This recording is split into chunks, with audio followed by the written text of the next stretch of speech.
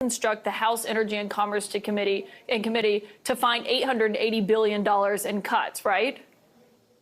That's right. That's one of the committees. So how did they get $880 billion in cuts from that committee without touching Medicaid?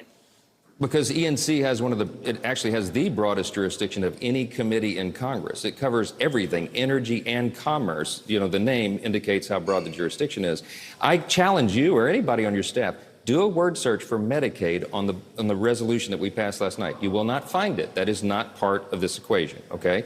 We're talking about finding efficiencies in every program, but not cutting benefits for people who rightly deserve that. Work requirements for Medicaid. That is something that is public opinion polls almost 90%. You don't want able-bodied workers on a program that is intended, for example, for single mothers with 2 small children who's just trying to make it. That's what Medicaid is for, not for 29-year-old males sitting on their couches playing video games. We're going to find those guys and we're going to send them back to work. That's what everybody supports. That's what the Republicans are for. And by the way, we find dignity in our work. That's going to be good for everybody.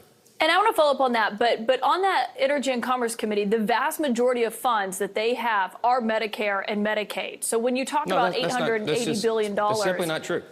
So where are you cutting from within that committee?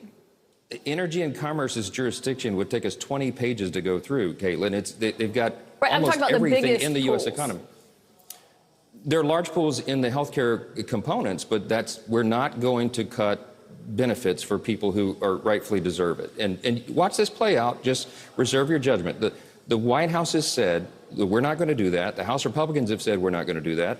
And Senator Kennedy said, hell no. Okay, so you heard it from the Senate, the House, and the White House. So let's let this play out. We have a long football game to play. Last night was the kickoff of the game.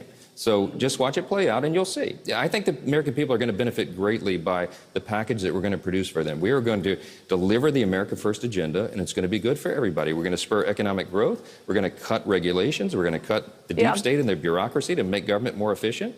We're going to secure the border. We're going to get energy dominance back again for our country that is long overdue. And we're going to spur on the U.S. economy. And by the way, Caitlin, the big drive of all this is to ensure we don't have the largest tax increase in U.S. history at the end of this year, which is what will happen if we don't get this bill passed. I mean,